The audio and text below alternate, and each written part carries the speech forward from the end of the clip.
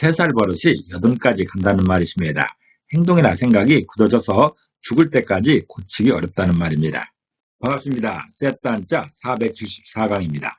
오늘은 굳을 간자에 관련된 5개 한자를 모아 셋단자로 해석해 보겠습니다. 먼저 중심자로 사용될 굳을 간자입니다. 굳을 간자는 굳다는 뜻도 있고 굳었다는 뜻도 있죠. 이 굳을 간자는 신하 신자와 또자로 구성되었습니다. 이 중에 신하 신자는 신하를 의미하는 것이고 또자는 또 반복을 말하고 있습니다. 그래서 굳을 간자는 신하의 반복된 행동이 굳었다는 그런 표현입니다. 다시 말해서 왕 앞에서 신하의 행동은 무한 반복인 것이죠. 무한 반복으로 인한 행동이 굳어졌다는 그런 뜻입니다. 왕과 신하의 차이는 자유로움과 자유롭지 못한가에 있습니다. 여러 가지 차이가 있겠지만 가장 중요한 것 중에 하나가 자유가 있는가 없는가인 것이죠. 왕은 자유롭게 행동하고 말할 수 있지만 신하에게는 일정한 패턴이 있습니다. 그 패턴에서 벗어나게 되면 어려움이 닥치게 되는 것이죠. 굳을 간자는 신하의 반복된 행동이 굳었다라는 표현으로서 왕 앞에서의 신하의 행동이 무한 반복이라는 것이죠. 같은 행동과 말을 무한 반복하여 굳어졌다는 그런 표현입니다. 굳을 간자가 사용된 첫 번째 관련자는 어질 현자입니다. 어질 현자는 어질다는 것이죠. 현명하다는 뜻이 있습니다. 이 어질 현자는 굳을 간자와 조개표자로 구성되었습니다. 그 중에 굳을 간자는 굳다는 것이죠. 무한 반복을 말하고 있습니다.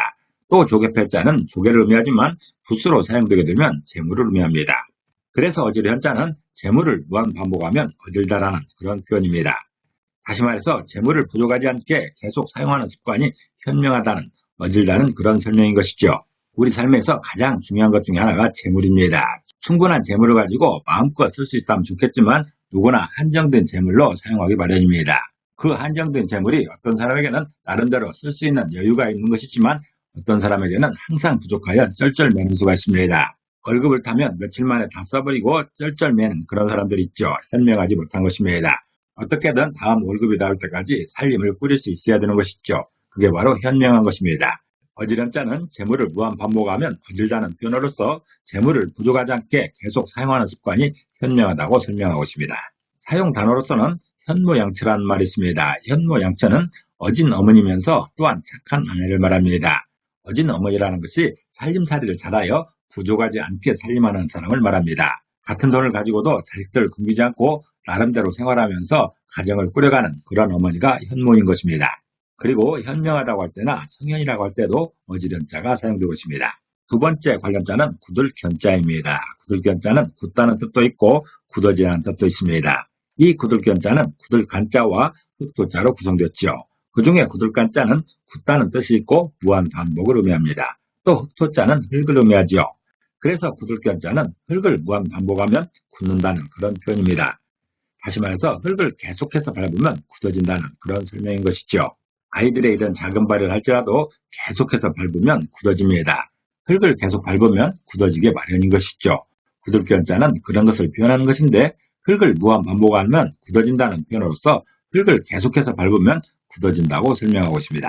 사용 단어를 보면 견인불발이라는 말이 있습니다. 견인불발은 굳게 참고 견디어 마음을 빼앗기지 아니한다는 뜻으로서 굳은 의지를 말하고 있습니다. 또 견고하다고 할 때나 견지한다고 할 때도 굳을 견자가 사용되고 있습니다. 굳을 간자가 사용된 세 번째 관련자는 팽팽할 긴자입니다. 팽팽할 긴자는 팽팽하다는 뜻이 있고 긴하다는 뜻도 있습니다. 이 팽팽할 긴자는 굳을 간자와 가는 실명자로 구성되었습니다. 그 중에 굳을 간자는 굳다는 것이죠. 무한 반복을 말합니다. 또 가는 실명자는 실을 의미합니다. 그래서 팽팽할 긴자는 실을 무한 반복하면 팽팽해진다는 그런 설명입니다. 다시 말해서 실을 반복해서 계속해서 당기게 되면 팽팽해진다는 그런 설명인 것이죠. 실을 어떤 형태로든 계속해서 당기면 팽팽해집니다. 연과 사람 사이에 계속 당기는 수도 있고 사람과 사람 사이에 서로 당길 수도 있죠. 어떻게든 실을 계속 당기면 팽팽해집니다. 팽팽할 긴자는 그것을 설명하는 것인데 실을 무한 반복하면 팽팽해진다는 표현으로서 실을 반복해서 당기면 팽팽해진다고 설명하고 있습니다. 사용 단어로서는 긴급 피난이라는 개념이 있죠. 긴급 피난은 매우 급하게 어려움에서 피하는 일을 말하고 있습니다. 또 긴박하다고 할 때나 긴장했다고 할 때 팽팽할 긴자가 사용되고 있습니다. 네 번째 관련자는 세울 숫자입니다. 세울 숫자는 세우다는 뜻도 있고 곧다는 뜻도 있습니다. 이 세울 숫자는 굳을 간자와 설립자로 구성되어 있습니다. 그 중에 굳을 간자는 굳다는 것이고 무한 반복을 의미합니다. 그리고 설립다는 서다는 뜻이죠. 그래서 세울 숫자는 세우기를 무한 반복하면 곧게 선다는 그런 표현입니다. 다시 말해서 넘어지지 않고 계속해서 서 있는 모양을 설명하고 있습니다. 이렇게 허벌판에 오랜 세월 서 있는 이런 건축물이 있습니다. 금방이라도 쓰러질 것 같은데 계속해서 서 있는 것이죠. 이렇게 계속해서 서 있는 이런 모양을 설명하는 것이 세울 숫자입니다. 세우기를 무한 반복하면 곧게 선다는 표현으로서 넘어지지 않고 계속해서 서 있는 그런 모양을 설명하고 있습니다.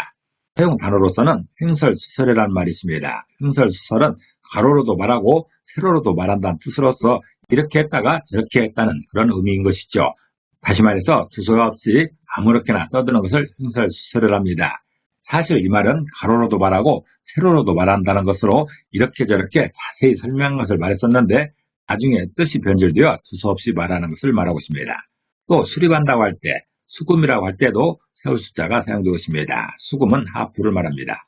부들간자가 사용된 다섯 번째 관료자는 콩팥 신자입니다. 콩팥 신자는 콩팥을 의미하지요.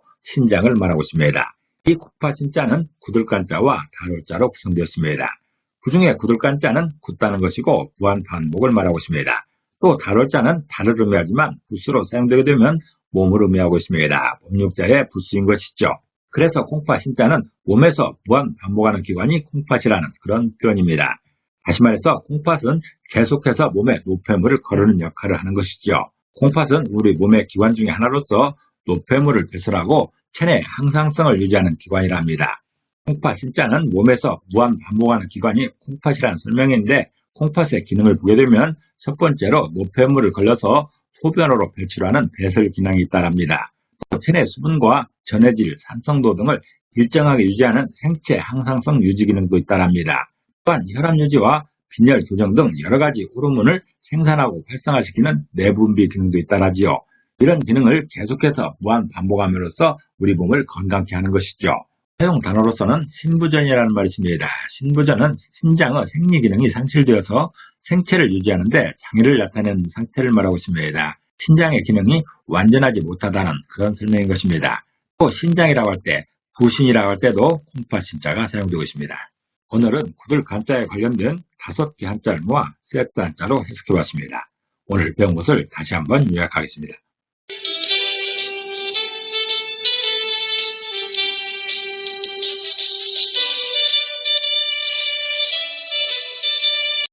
좋은 생각과 행동을 반복함으로써 더 나은 내일을 열어야 할 것입니다. 오늘도 평안을 기도합니다. 감사합니다.